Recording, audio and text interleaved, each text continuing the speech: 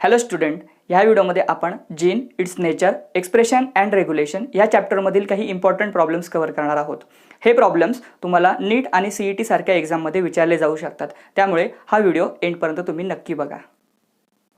Our first problem is the length of DNA having 23 base pair is 78 angstrom, 78.4 angstrom, 74.8 angstrom and 78.2 angstrom. Given प्रॉब्लेममध्ये आपल्याला डीएनएची length provide केली आहे की जी 23 base pair आहे. अशा टाईपचा प्रॉब्लेम सॉल्व्ह करण्याच्या अगोदर आपल्याला डीएनएचं स्ट्रक्चर माहिती पाहिजे. डीएनएमध्ये ॲडेनाइन नायट्रोजन बेस थायमिन सोबत पेअर करतो, तर ग्वानिन नायट्रोजन बेस हा सायटोसिन सोबत पेअर करतो. ॲडेनाइन आणि थायमिन या ठिकाणी एक बेस पेअर फॉर्म करतायत, तर ग्वानिन आणि सायटोसिन इथे दुसरी बेस पेअर सॉल्व्ह करतात. या दोघांमध्ये जे डिस्टन्स असतं ते 0.34 नॅनोमीटर असतं. प्रॉब्लेममध्ये आपल्याला जे ऑप्शन्स प्रोव्हाइड केले आहेत त्या ठिकाणी सर्व ऑप्शन्स हे अँगस्ट्रॉममध्ये आहेत, त्यामुळे या नॅनोमीटरचं कन्वर्जन आपल्याला अँगस्ट्रॉममध्ये करावं लागेल. 1 nanometre is equal to 10 angstrom. That's why 0.34 nanometre will be equal to 3.4 angstrom. So या ठिकाणी आपण सगळ्यात अगोदर दोन सक्सेसिव्ह न्यूक्लियोटाइड बेस पेअरमधलं डिस्टन्स कॅल्क्युलेट केलं आहे की जे अँगस्ट्रॉममध्ये 3.4 अँगस्ट्रॉम असं येत आहे. या ठिकाणी आपल्याला 23 बेस पेअर प्रोव्हाइड केले आहेत. जर 1 बेस पेअरमधलं डिस्टन्स 3.4 असेल तर 23 बेस पेअरमधलं डिस्टन्स किती असणार आहे हे आपल्याला कॅल्क्युलेट करावं लागेल. So 1 base pair is equal to 3.4 angstrom. So 23 base pair will be equal to x angstrom. So या ठिकाणी आपल्याला x कॅल्क्युलेट करायचं आहे. सो x कॅल्क्युलेट करत असताना 3.4 इंटू 23 डिवायडेड बाय 1 हे कॅल्क्युलेट केलं असता आपलं जे आन्सर येतं that will be 78.2 angstrom. So अशा पद्धतीने तुम्ही हा प्रॉब्लेम सॉल्व्ह करू शकता. Our second problem is in a DNA segment having 6 coils there are 22 base pair linked by 2 hydrogen bonds. How many cytosine bases are found in that segment? Options are 22, 38, 44 and 76. या ठिकाणी प्रॉब्लेममध्ये आपल्याला एक डीएनएचा segment दिला आहे की ज्याच्यामध्ये 6 coil present आहेत, तर 22 बेस पेअर हे 2 हायड्रोजन बॉन्ड्सने एकमेकांसोबत लिंक केलेले आहेत आणि सायटोसिन बेसेस आपल्याला त्या सेगमेंटमध्ये कॅल्क्युलेट करायला लावलेत. अशा टाईपचा प्रॉब्लेम सॉल्व्ह करत असताना डीएनएचं स्ट्रक्चर आपल्याला माहिती असणं फार गरजेचं आहे. डीएनएच्या एका कॉइलमध्ये टोटल 10 बेस पेअर्स प्रेझेंट असतात. या ठिकाणी आपल्याला 6 कॉइल प्रेझेंट दिलेले आहेत. सो 6 कॉइल्समध्ये टोटल 60 बेस पेअर्स असतील. डीएनएमध्ये जे बेस पेअर्स असतात ते ॲडेनाइन आणि थायमिन, तर ग्वानिन आणि सायटोसिन यांच्यामध्ये असतात. प्रॉब्लेममध्ये आपल्याला असंही सांगितलं आहे की 22 बेस पेअर अशा आहेत की ज्यांच्यामध्ये 2 हायड्रोजन बॉन्ड्स आहेत. बट ऑब्वियस आहे ॲडेनाइन आणि थायमिन ह्याच त्या बेस पेअर असतील की ज्यांच्यामध्ये 2 हायड्रोजन बॉन्ड प्रेझेंट आहे. सो टोटल 60 बेस पेअर्स आपल्याला माहिती आहेत. त्यापैकी ॲडेनाइन आणि थायमिन यांच्यामध्ये डबल बॉन्ड असल्यामुळे त्या 22 बेस पेअर असतील, त्यामुळे आपल्याला 60मधून त्या सबट्रॅक्ट कराव्या लागतील. सो 60 - 22 या आपल्या ॲडेनाइन आणि थायमिनच्या बेस पेअर आहेत ज्या आपण या ठिकाणी सबट्रॅक्ट करणार आहोत. सो 60मधून 22 सबट्रॅक्ट केल्यानंतर आपलं जे आन्सर येणार आहे that will B 38 base pair. So या 38 बेस पेअर्स जर 22 बेस पेअर ॲडेनाइन आणि थायमिनमध्ये असतील तर 38 बेस पेअर ह्या ग्वानिन आणि सायटोसिनमध्ये असतील. बेस पेअर्स म्हणजेच 38 ग्वानिन असतील आणि 38 सायटोसिन्स असतील, त्यामुळे आपला जो करेक्ट ऑप्शन आहे that is option number B, 38 base pairs. म्हणजेच गिवन डीएनए सेगमेंटमध्ये 38 सायटोसिन बेसेस प्रेझेंट असतील.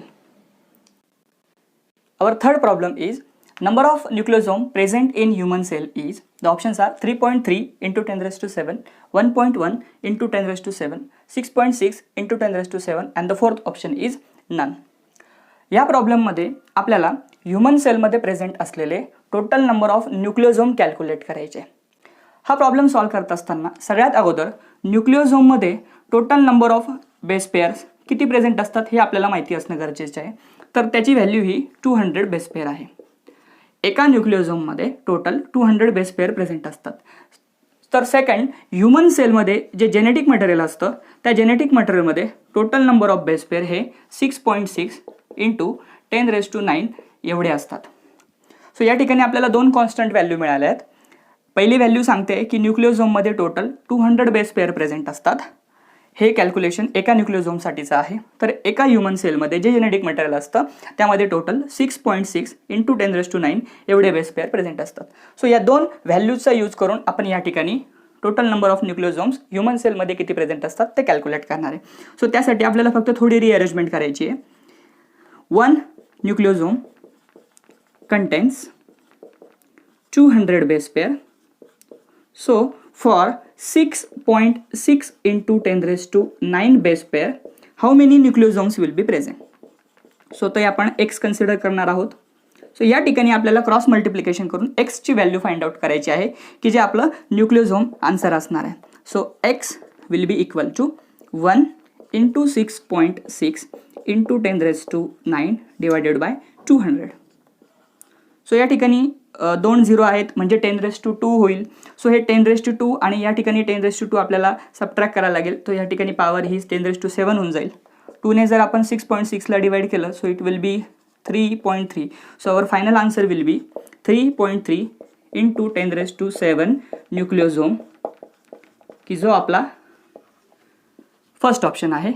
सो ह्युमन सेलमध्ये टोटल नंबर ऑफ न्यूक्लिओझोम 3.3 इंटू 10⁻7 एवढे असतात. सो अशा पद्धतीने तुम्ही ह्युमन सेलमध्ये न्यूक्लिओझोम कॅल्क्युलेट करू शकता. Our fourth problem is in a DNA percentage of thymine is 20%. What is the percentage of guanine? Options are 20, 40, 30 and 60. या प्रॉब्लेममध्ये आपल्याला थायमिनचं पर्सेंटेज प्रोव्हाइड केलं आहे की जे 20 आहे आणि त्या पर्सेंटेजचा यूज करून DNA मध्ये आपल्याला ग्वानिनचं पर्सेंटेज कॅल्क्युलेट करायचं आहे. हा प्रॉब्लेम सोडवण्याच्या अगोदर आपल्याला 4 गॅप्स रूल माहिती पाहिजे. अकॉर्डिंग टू 4 गॅप्स in a DNA total number of purines are always equal to total number of pyrimidines. Purines adenine आणि ग्वानिन जेवढे असतील तेवढेच थायमिन आणि सायटोसिन असतील. हे आपण DNA मध्ये डिस्कस करत आहोत. 4 गॅपचं म्हणणं असं होतं की जेवढे प्युरिन्स DNA मध्ये प्रेझेंट असतील तेवढेच पायरिमिडिन हे त्यामध्ये प्रेझेंट असणार आहेत. सो प्युरिन्सचे एक्झाम्पल ॲडेनाइन आणि ग्वानिन आहेत तर पायरिमिडिनचे एक्झाम्पल थायमिन आणि सायटोसिन आहे. आपल्याला सगळ्यांना माहिती आहे की ॲडेनाइन हा थायमिनसोबत डबल हायड्रोजन बॉन्ड फॉर्म करतो तर ग्वानिन सायटोसिनसोबत ट्रिपल हायड्रोजन बॉन्ड फॉर्म करतो. सो या ठिकाणी आपल्याला थायमिनचं पर्सेंटेज प्रोव्हाइड केलेलं आहे की जे 20% आहे. 4 गॅपचा रूल आत्ताच आपण बघितला. जर थायमिन 20 असतील तर बट ऑफ कोर्स ॲडेनाइन पण 20च असतील. आता आपल्याकडे ॲडेनाइनची पण व्हॅल्यू आहे आणि थायमिनची पण व्हॅल्यू आहे. जर या दोघांची ॲडिशन केली तर ती ॲडिशन 40 अशी येणार आहे. सो आपण या दोघांची ॲडिशन या बाजूला लिहूया. That will B 40%. So DNA मध्ये हे जर 4ही नायट्रोजनस बेसेस असतील तर बट ऑफकोर्स या सगळ्यांची ॲडिशन ही किती असणार आहे. पर्सेंटेजमध्ये व्हॅल्यूज असल्यामुळे या सगळ्यांची ॲडिशन ही 100% असणार आहे. त्यामुळे जर ॲडेनाइन आणि थायमिन 40 असतील तर ग्वानिन आणि सायटोसिन हे 40 जर आपण 100मधून मायनस केले तर जी काही व्हॅल्यू येणार आहे ती व्हॅल्यू ही ग्वानिन आणि सायटोसिनसाठी असणार आहे. That will B 60%. सो आपल्याला ही 60 डिवाइड करायला लागेल ग्वानिन आणि सायटोसिनमध्ये. सो सायटोसिनची व्हॅल्यू होणार 30% आणि ग्वानिनची व्हॅल्यू होणार 30%. सो अशा पद्धतीने 4 गॅप्स रूलचा यूज करून आपण या ठिकाणी सायटोसिनचं पर्सेंटेज कॅल्क्युलेट केलं आहे. दॅट इज 30% की जो आपला सी ऑप्शन आहे. सो अशा पद्धतीने तुम्ही DNA मध्ये नायट्रोजनस बेसेसचं पर्सेंटेज कॅल्क्युलेट करू शकता. Our fifth problem is in a C arginine DNA 17% bases are cytosine. What is the percentage of other 3 bases? Options तुम्ही रीड करू शकता. हा प्रॉब्लेम AIPMT मध्ये 2015 साली विचारला गेला होता. हा प्रॉब्लेम सुद्धा आत्ताच सोडवलेल्या प्रॉब्लेम सारखाच आहे. या ठिकाणी सुद्धा आपल्याला 4 गॅप्स रूल यूज करायचा आहे आणि त्याचा यूज करून आपल्याला DNA मध्ये सायटोसिन व्यतिरिक्त जे 3 नायट्रोजनस बेसेस आहेत थायमिन, ॲडेनाइन आणि ग्वानिन यांचं पर्सेंटेज कॅल्क्युलेट करायचं आहे. सो सगळ्यात अगोदर आपण पेअरिंग लिहून घेऊया. Adenine pairs with thymine and guanine pairs with cytosine. प्रॉब्लेममध्ये आपल्याला सायटोसिनचं पर्सेंटेज दिलं आहे की जे 17 आहे. सो आपण ते सायटोसिनच्या समोर लिहून घेऊया. सो सायटोसिनचं जर पर्सेंटेज 17 असेल तर ग्वानिनचं पण पर्सेंटेज हे 17च असणार आहे. त्यामुळे ऑप्शन्समध्ये तुम्ही जर बघितलं तर ऑप्शन नंबर ए आणि ऑप्शन नंबर डी या दोघांमध्ये ग्वानिनचं पर्सेंटेज हे 17 आहे. त्यामुळे बी आणि सी हे आपला आन्सर नसणार आहे. सो तुम्ही हाफ ऑफ द आन्सर जवळ पोहोचले आहात. आता तुम्हाला या दोघांची ॲडिशन करायची आहे. So 17 + 17 it will be 34%. Total percentage 100 असतं. त्यामुळे 100मधून जर तुम्ही 34 मायनस केलं सो ॲडेनाइन आणि थायमिन या दोघांचं ॲग्रिगेट पर्सेंटेज हे 66 असणार आहे. सो हे पर्सेंटेज तुम्हाला ॲडेनाइन आणि थायमिन या दोघांमध्ये डिवाइड करायला लागेल. सो थायमिनचं पर्सेंटेज होणार 33 आणि ॲडेनाइनचं सुद्धा होणार 33. सो ॲडेनाइन 33, थायमिन 33 आणि ग्वानिन 17 असा असलेला ऑप्शन हा आपल्याला ए आहे. त्यामुळे या प्रॉब्लेमचा आन्सर ग्वानिन 17%, ॲडेनाइन 33% तर थायमिन 33% असं असणार आहे. सो अशा पद्धतीने या दोन प्रॉब्लेमचा यूज करून तुम्ही DNA नायट्रोजनस बेसेसचं पर्सेंटेज कॅल्क्युलेट करू शकता. Our next problem is which of the following palindromic base sequence in a DNA can be easily cut by restriction enzyme in the middle. आणि ऑप्शन्समध्ये आपल्याला पॅलेंड्रोमिक बेस सिक्वेन्सेस प्रोव्हाइड केलेले आहेत. हा problem solve करण्याच्या अगोदर तुम्हाला पॅलेंड्रोम हा कन्सेप्ट प्रॉपरली माहिती असणं गरजेचं आहे. पॅलेंड्रोमचं एक्झाम्पल जे आपण कॉमनली देऊ शकतो ते आहे मल्याळम.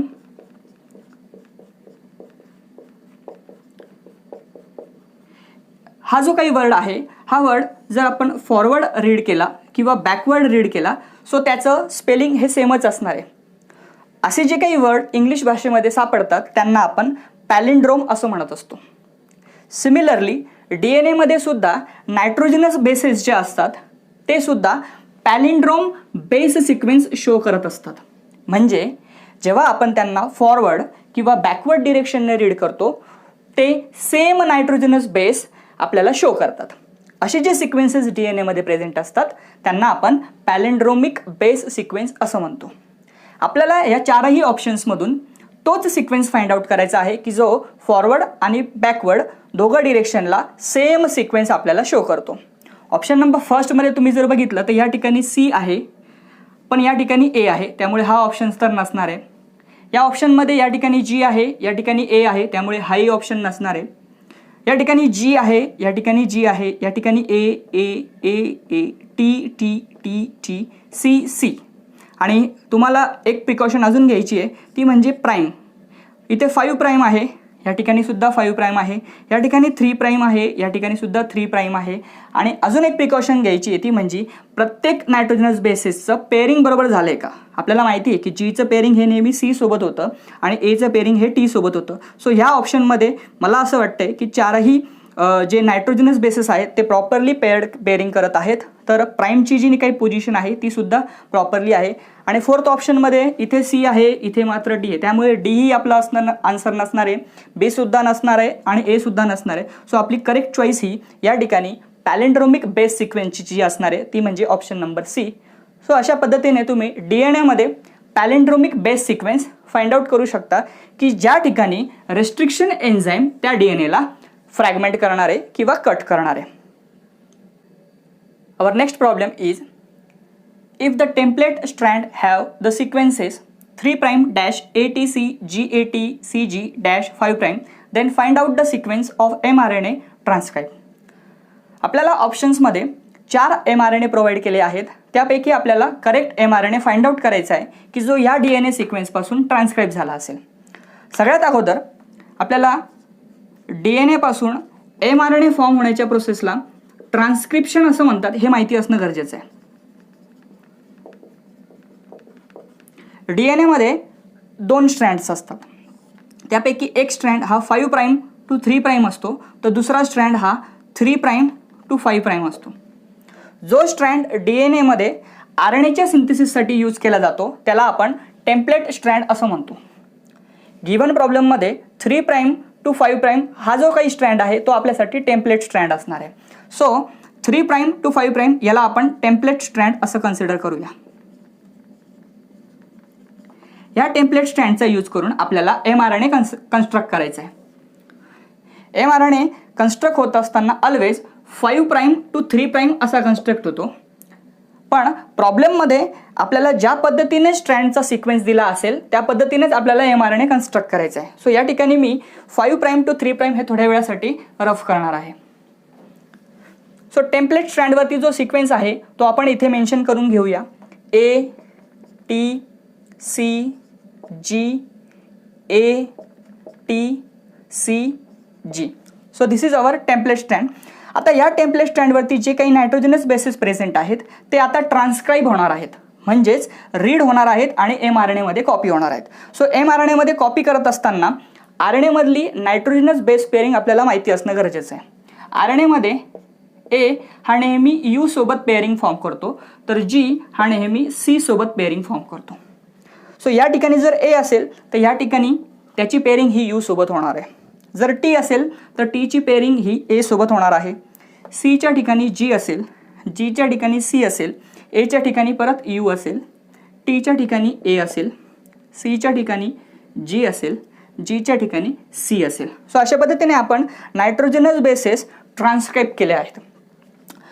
आता आपल्याला हे जे काही त्याची डिरेक्शन आहे 3' आणि 5' ही सुद्धा ट्रान्सक्राईब करायला लागणार आहे, ही सुद्धा आपल्याला त्या ठिकाणी डिनोट करायला लागणार आहे। या ठिकाणी जर 3' असेल तर ह्या ठिकाणी त्याच्या एक्झॅक्टली अपोजिट आपल्याला डिरेक्शन द्यायची, ती म्हणजे 5', आणि या ठिकाणी 5 आहे त्यामुळे इथे 3' येणार आहे। मी आधीच सांगितलं होतं mRNA ऑलवेज 5' to 3' ह्या डिरेक्शनने कन्स्ट्रक्ट होत असतो।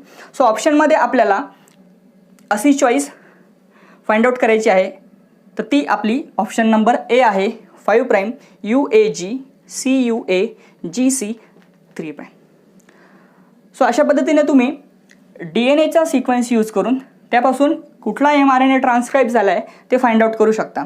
या ठिकाणी तुम्हाला एकच प्रिकॉशन घ्यायची आहे, ती म्हणजे प्राईमची पोझिशन, कारण तुम्ही जर ऑप्शन नंबर A आणि B बघितला तर ते ऑलमोस्ट सेम आहेत, फक्त प्राईमच्या पोझिशनमध्ये डिफरन्सेस आहेत।